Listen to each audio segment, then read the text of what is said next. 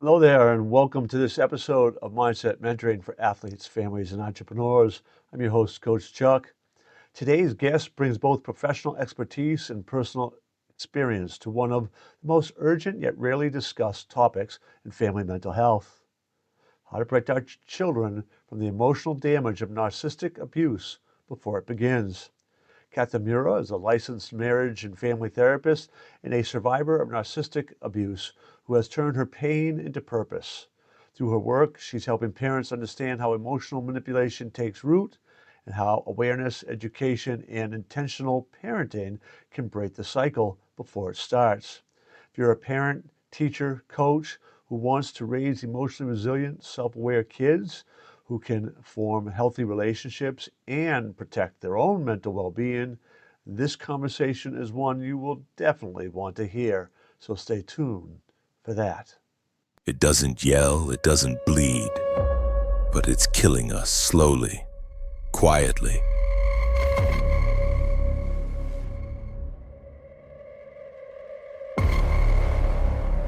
Stress, the invisible enemy behind sleepless nights,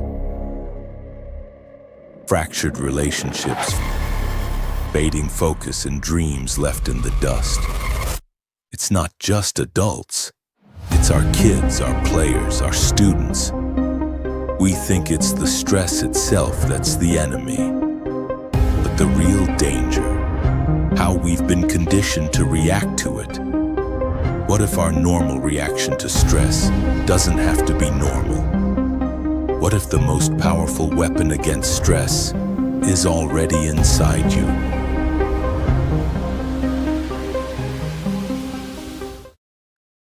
Welcome back. Our guest today, Katherine Miura, is a therapist, educator, and advocate for emotional health and awareness.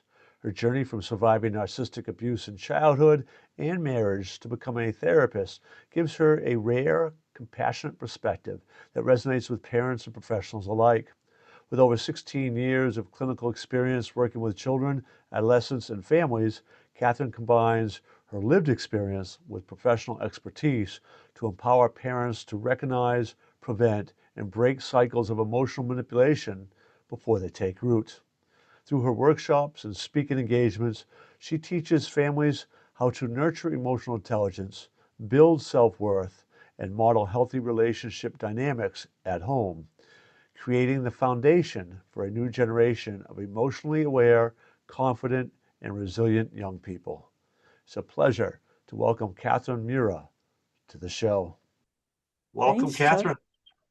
I'm glad and I'm excited to be here.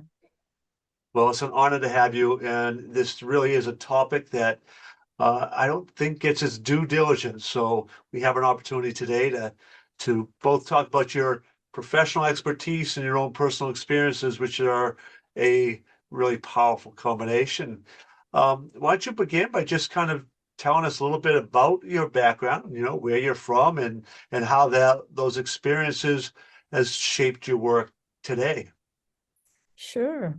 Um, let's start with my childhood. I was raised by a narcissistic dad, and I ended up marrying a narcissist. So right there, you see the generational cycles, in play.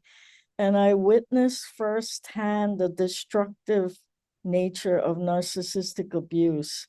But it wasn't until I hit my 40s or 50s that I made the connection. I realized my dad was a narcissist and that I had been brainwashed.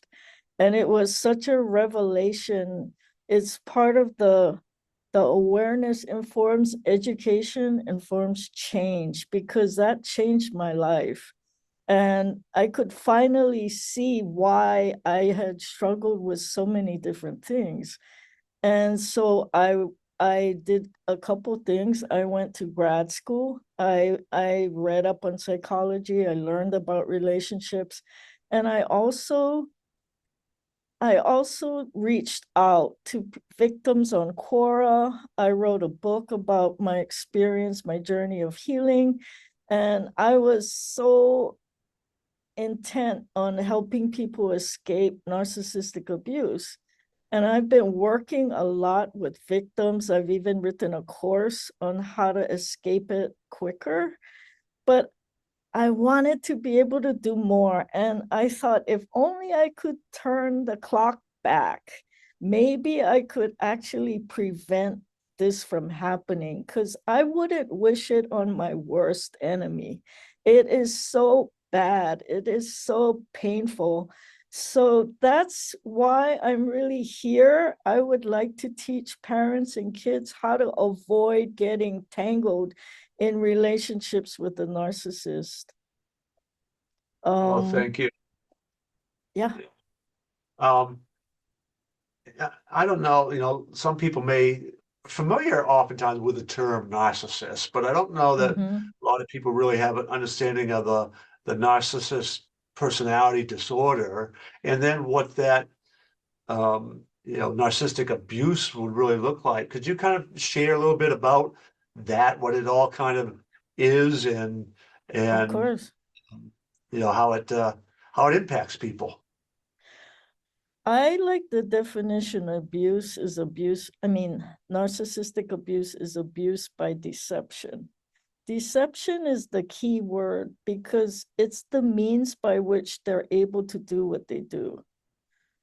And the the the other definition is narcissistic abuse happens when an abuser creates a false reality to control someone else. So right there you can see that it's it's not just deception, it's someone controlling another person, and that's the bottom line. That's their end game. They don't love you, they love controlling you. And so it's similar to joining a cult because it's all about them. It's what they want. And you join this cult, and there's a indoctrination process where you start off as a healthy person, but by the end, there's hardly anything of you left. And it's estimated to affect somewhere between 60 and 158 million people in the US. Young people who experience narcissistic abuse are more likely to suffer from vulnerability to narcissistic adult relationships. They suffer from anxiety and depression, PTSD type symptoms. There's a loss of self-esteem and identity, chronic self-doubt and confusion, guilt and shame perpetrated by the narcissist, to the point that they actually believe that they are the narcissist and not the victim. I've seen that so many times. And there's an increased suicide risk. So without intervention, these toxic patterns keep passing down. They they're perpetuated through the generations, and that's what I want to stop. I want to create awareness so this can stop. Also, teens who report emotional abuse are 3 times more likely to commit suicide. So it's really, we really need to protect our kids, and we really need to create awareness, because suicide rates for people who are involved with narcissists are rising, and they're underreported. The numbers that you threw out are just eye-opening, with Mm-hmm. the extent of the problem. And having worked in public education for years and and I was always working with kids who struggled with lots of reasons, but um, I wonder how much of what some of the struggles were with the anxiety, the depression, and the self-esteem, Uh-huh. and all those things were connected to some of the issues that you're talking about. It's and all those things are you know it breaks my heart when you see a young kid Uh-huh. who Mm-hmm.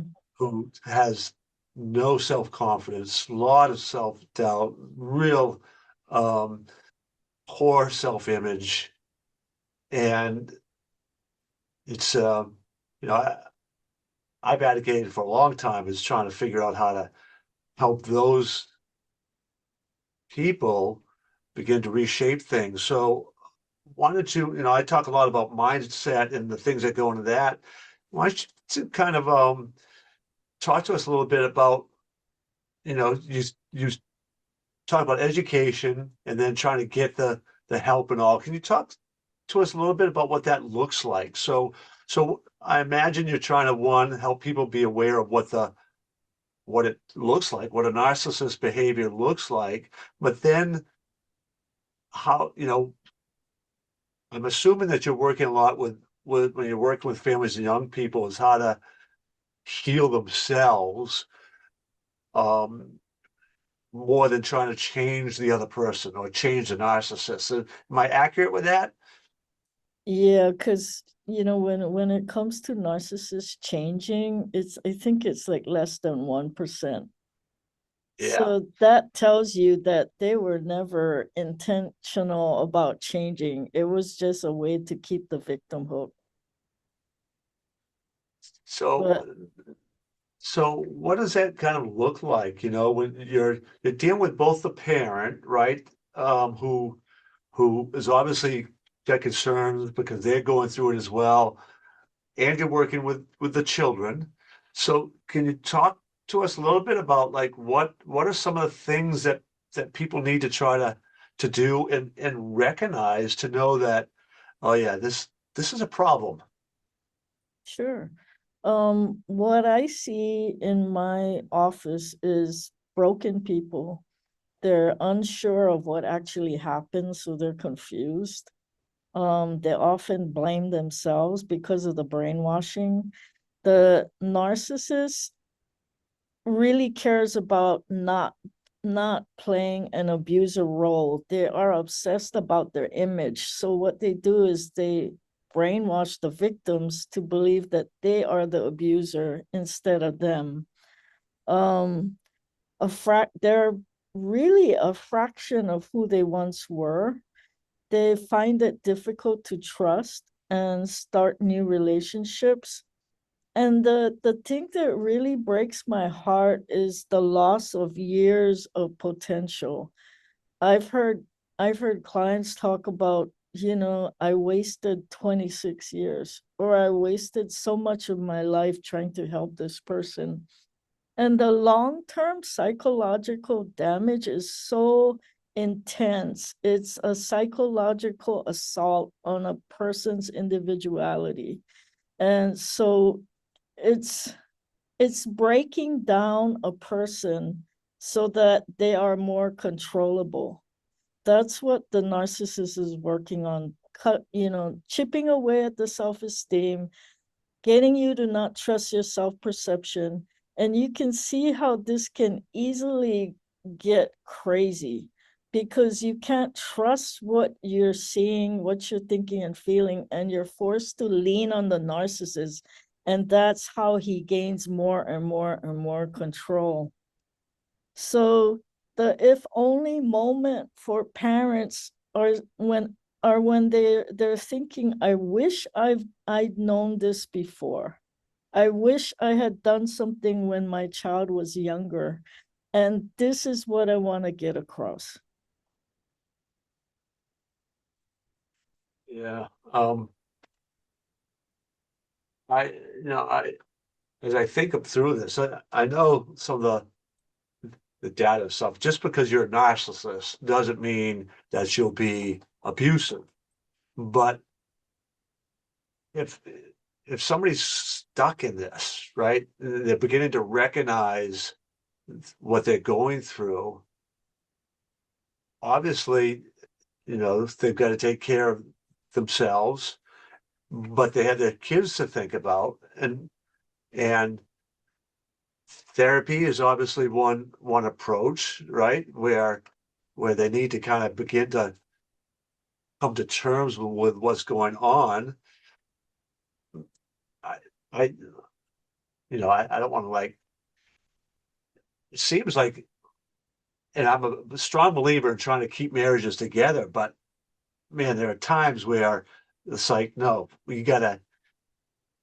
The only way is to get out of this. Is that how do you handle that aspect of it? Like that battle or idea of trying to keep a family together, or whether no, it's just way too much damage. You need to break through that. And then all the emotional aspects of that. Is that, I mean, to me, that seems like that's going to have to be a challenging part of what you do.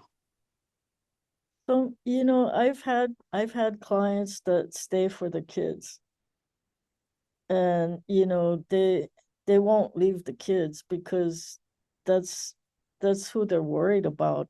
So I didn't think it was really possible, but I've worked with people that, okay, you want to stay with the narcissist, then you're going to have to set some boundaries and you're going to have to be consistent. And I teach them skills like silence is your greatest weapon. When you engage, you open yourself up to the abuse, because even when it comes to talking to a narcissist, arguing is useless because their intent is to win. You're dealing with, bottom line, you're not dealing with a normal person. You're dealing with a predator. And this person, it's like a lion hooking up with a gazelle. It's just bizarre. And eventually you become eaten if you don't set boundaries and you don't protect yourself, you don't practice self-care. It's easy to, kind of get run down because you're not standing up to the narcissist. You're not dealing with their manipulation. So there you can survive it, but it's hard. Yeah, I would imagine. And our children, right, that how they begin to learn how relationships function are by modeling and watching. So that if they're seeing a narcissistic relationship happening, Right. then that becomes like normal, or that's what they are That's kind right. of getting programmed in. So how do you kind of go about helping the parent begin to change that perception and helping kids to understand that that's not So, normal? So no.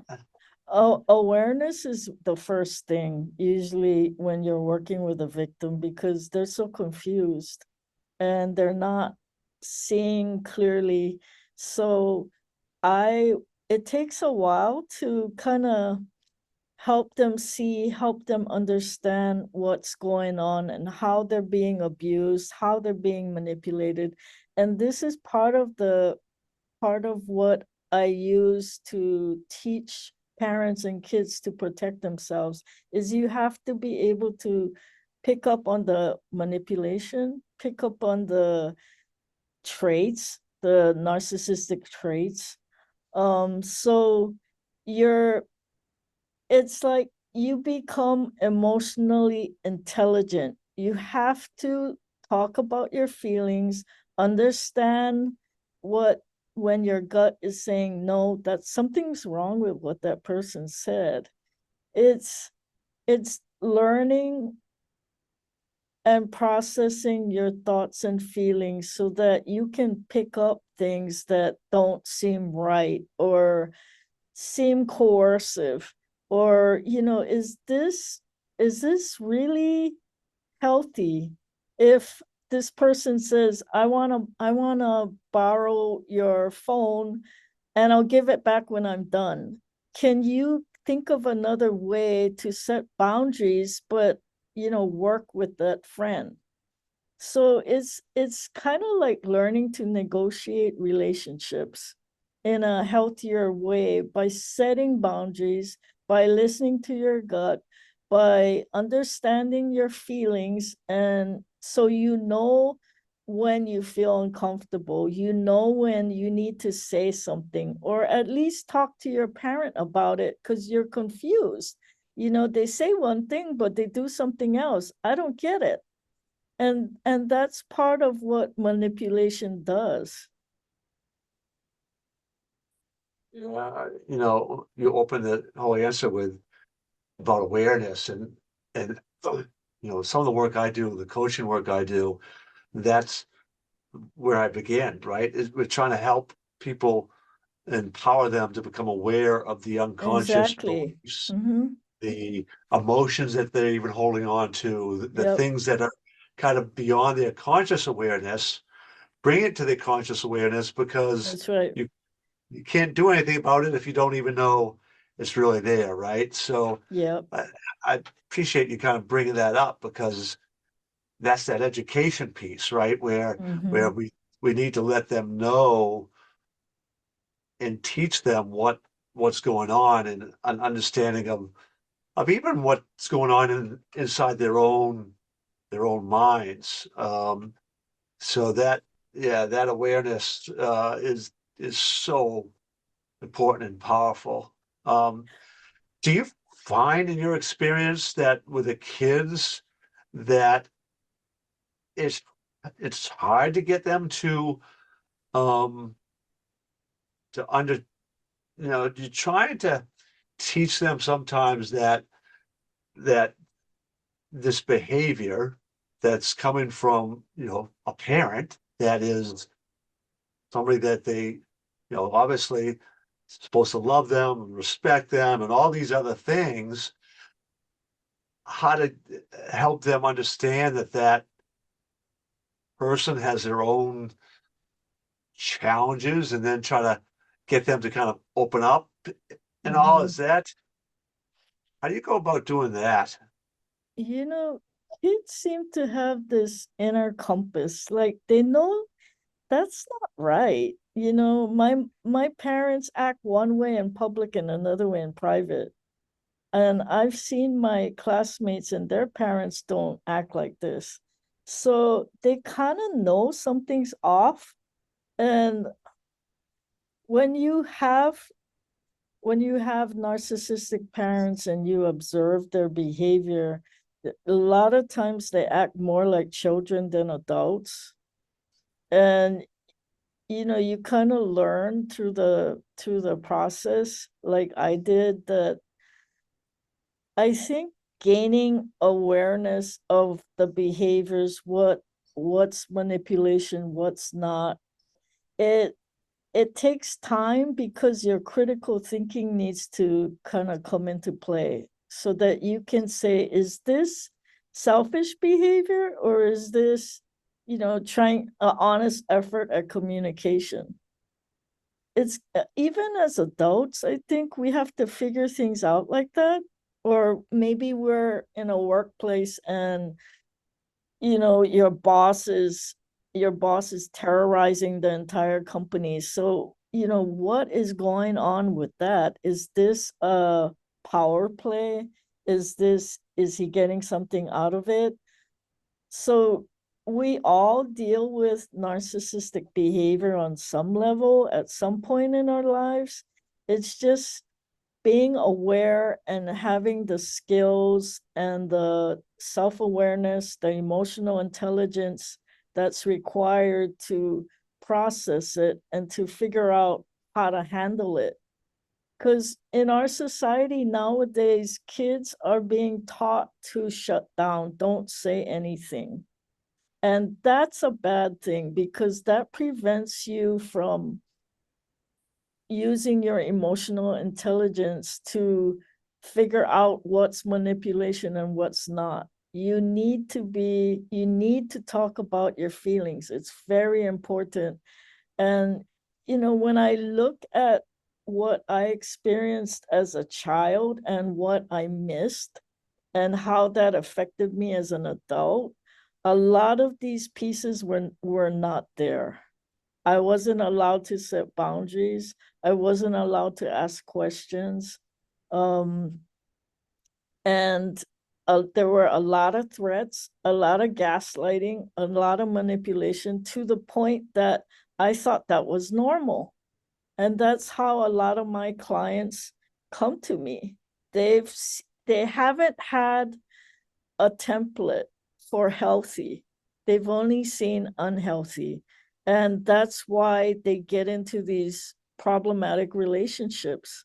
So, education and emotional intelligence and building confidence so you can set boundaries.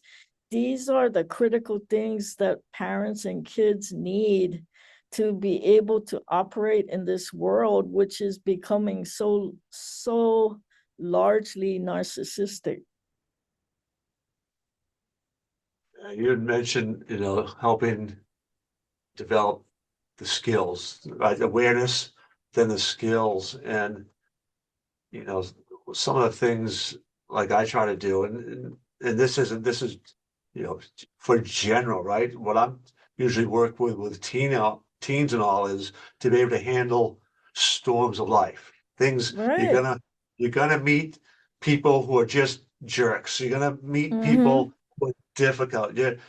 Life is gonna knock you down, how to get up. And some of the things I, emphasize are some habits to build in your life that can help you begin to manage and and um, try to figure out what's going on there rather than getting sucked into the negativity. And I Mm-hmm. strong advocate for breath work and things like mindfulness or prayer or meditation. Those have different.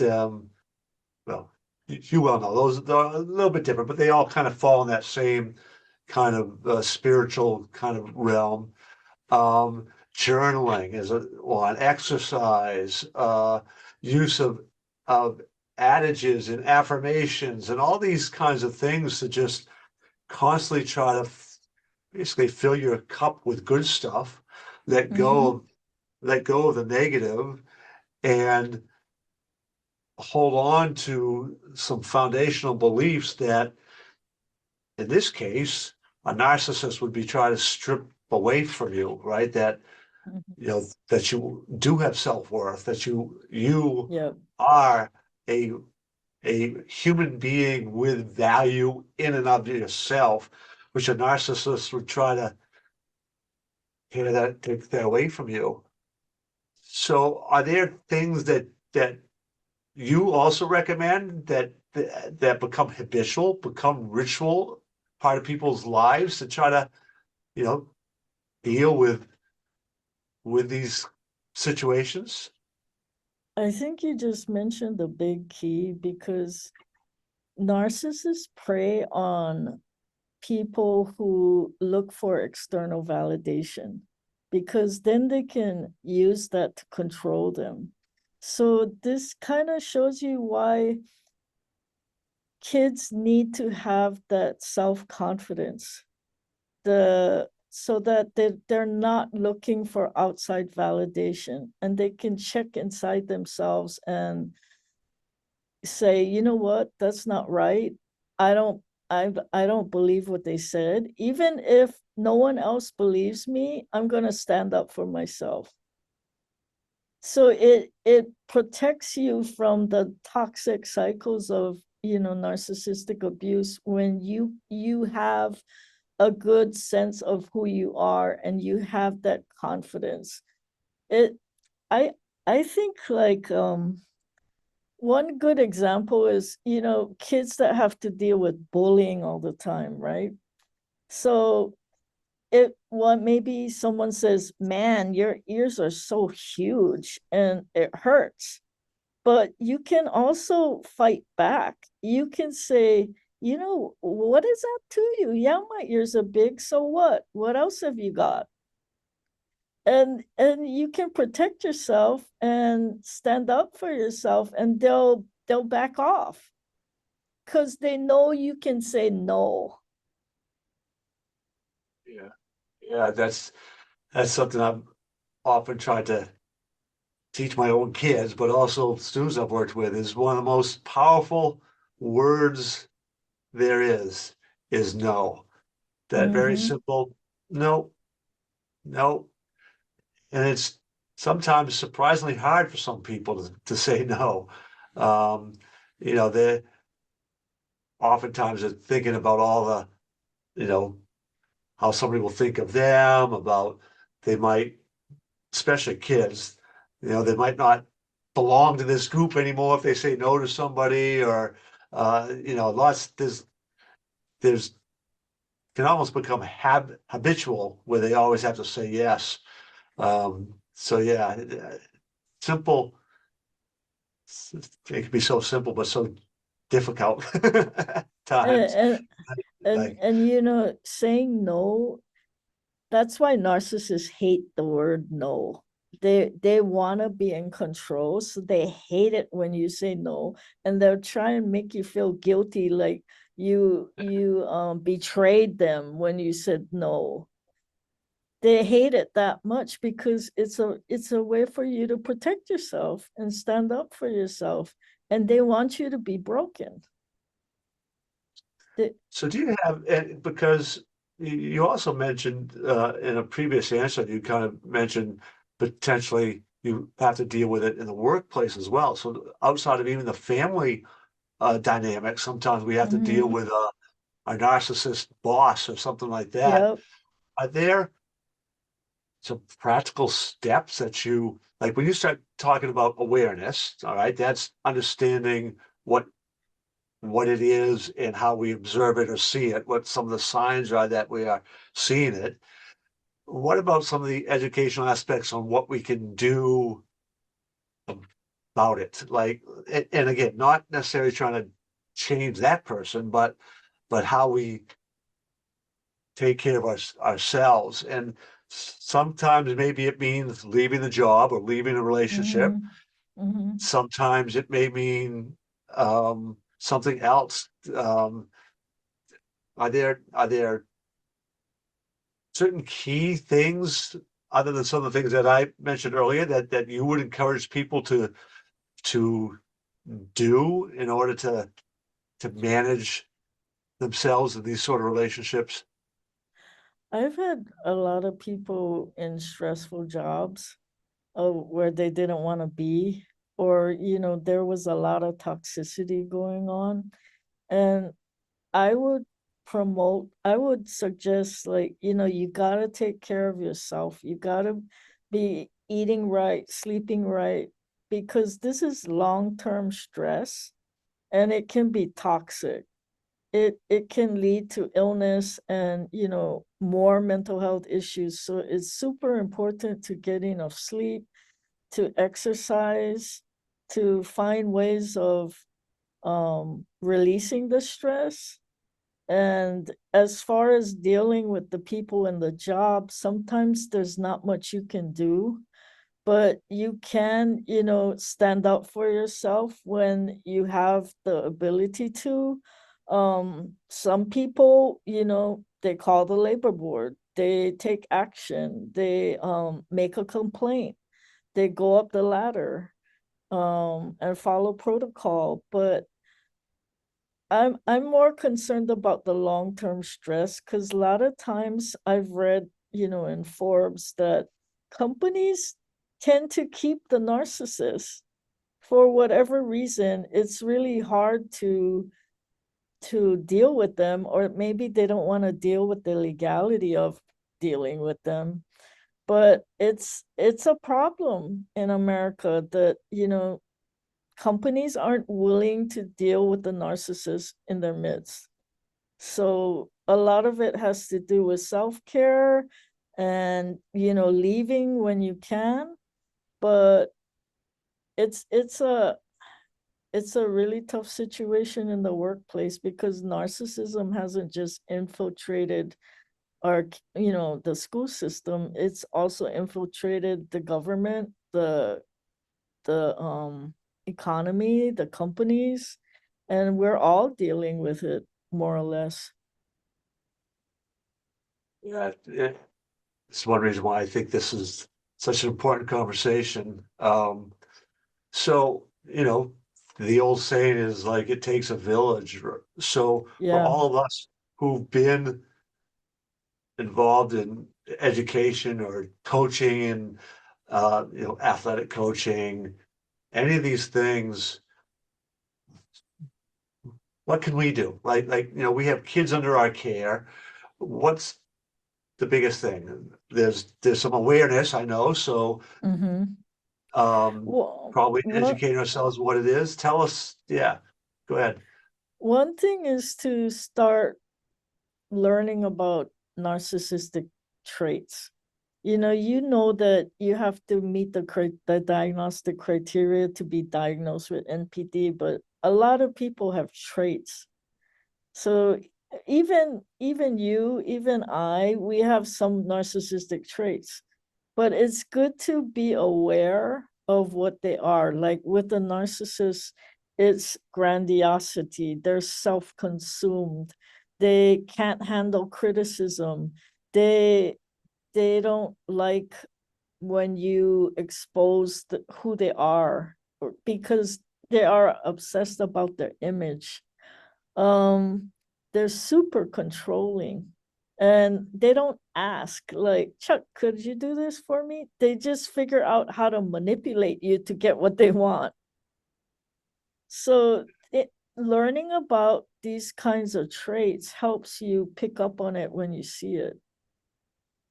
um Another thing is, like I said, practice critical thinking and get your kids to think about how maybe the friend threatened them instead of like asking them for something, or how all they did was talk about themselves and your kid tried to say something and they went back to them. These are like indicators that they have narcissistic traits. and and your kid needs to learn, how do I deal with that? Do I stop being their friend? Do I point that out and try and make improvements? But these are things that if you pick up on it, you'll have a better chance of actively, purposefully dealing with the problem so you can protect yourself. The other thing is emotional literacy. The more kids talk about their thoughts and feelings and understand themselves, they're more equipped to deal with manipulation because they're self-aware. If a parent creates a home that, there's respect, there's kindness, there's empathy, there's boundaries, there's things like that, that's gonna be the kids' norm when they become an adult. So you see how if you set a foundation that way, you're actively, you might not be saying stuff, but this is gonna be their norm. This is gonna be how they'll pick up if something's wrong. So it's super important to be that example and show them that it's a good thing to talk about it, to talk with people instead of shutting down. It's a good thing to work it out with your coworkers and improve the relationship instead of letting it fester. They're learning that from watching you. How do you deal with problems in relationships? Yeah, very, very timely wisdom. And I some of the things I try to teach people too is the questions. And I'm a big advocate of journaling, but asking yourself better questions too, like process-oriented questions. When you begin to get to how do you know something to be true, or how did you let that anger you? And when you ask yourself that how question, it begins to force you to figure out what was going on inside of yourself. Mm-hmm. And that can interrupt the pattern, but then can begin to get you to understand how your own brain's working so you can begin to um, get more out of your reflection and interrupt some of your own negative patterns. And that I talk a lot about training because it's a lifelong process to get better at Right. doing all those things, right? It's not Mm-hmm. something you just go to some workshop and, oh, I'm all fixed now, right? You learn, you become aware, you get some skills, and now you gotta practice them and keep working on them and keep doing them and try to make it part of your life. So You're right, Chuck, because, compared to how I was years ago, manipulation and things like that would go right over my head. but I've gotten better. I pick up on things faster, but it's taken time. Yeah. Yeah. It's especially in this modern world, we want things fast and solutions fast and it's, one of the things I used to always say to my students is like, and I heard it growing up all the time, is things like life isn't fair, things like that. And it's, there's truth to that, but everything we need to be learning and growing from all of those heartaches and traumas and Mm-hmm. things. And that that can take work. It takes effort on our part. And that sometimes I think can overwhelm people too, is they don't want to, especially when you're in it, right? You're in all that negativity and the idea of trying to, take care of yourself. Well, I think you said it way back at the beginning, is we oftentimes lack the energy to do that. So that's where some of those other pieces come into play that are so important. Because I was thinking about what you said the other day because right now things are so negative, and it's easy to kind of like not want to push back, on narcissism or on issues with people. But it's like in my course, my recovery course, the one thing I tried to really press was you're stronger than you think. Because the narcissist is actually a broken, weak person. They're just puffed up and trying to act tough, but they can't handle reality. They can't handle Yeah, one tiny criticism. So think about it. You're actually stronger. You can walk away and survive. They have to find another supply. So yeah, I try to push that because on the internet it's like he did this, I did this, he did this, and it's like this back and yeah, forth thing that, fighting with the narcissist and how do you get even or whatever. But it's like bottom line, you are always stronger. yeah, yeah. Very true. Well, we've come to the end of our time. I greatly appreciate you taking the time out and talking about this topic. If people want to get in touch with you, Uh-huh. um, is there a website that you would want them directed to, or what would be the best way Yeah. if somebody wanted to learn more about your workshop or any of those Uh-huh. things? It's Katherine Miura, Miura at yahoo.com. No, actually it's not Yahoo. Sorry, KatherineMiura.com. And I have a little ebook pamphlet that they can access as well and print out on this very subject. Fantastic. And I'll put a link to katherinemura.com in the description when this comes out. And also, if people want to get more information from you directly or find out about your workshops, your courses, and that stuff, uh, they can do so. So Okay. thank you again for taking the time out. It's much appreciated. Thank you, Chuck. It was great to talk to you. An important topic, important subject, and with some of the numbers she threw out early on, it does seem to be a growing challenge and problem. So I would encourage any of you to reach out to Catherine. And if you want to learn more too about just general mindset stuff, of course, you can reach out to me at coachchuck360.com. And as always, for those of you who listen to any of my episodes, if you want to schedule a strategy session where we kind of delve into what's going on in your life, some goals you have, develop a plan for trying to accomplish whatever it is that you are seeking. Uh, I waive the fee for that. You would just need to reach out to me, text me your first and last name, best email, and just put podcast gift. And that way I can send you a unique link where there's no fee charged for that. And also, I'm always relish the opportunity to share about the value and importance of mindset. So speaking in front of school groups, community groups, any sort of organization is it's important because it's such a powerful message, and I think we all recognize that mindset is really behind so much about what our successes are, but we have little understanding really about what goes into it and how to take control of it. So again, if you would like to bring me on to speak about the subject, you can reach out to me at coachchuck360.com. And until the next time, go out there and live life to its fullest.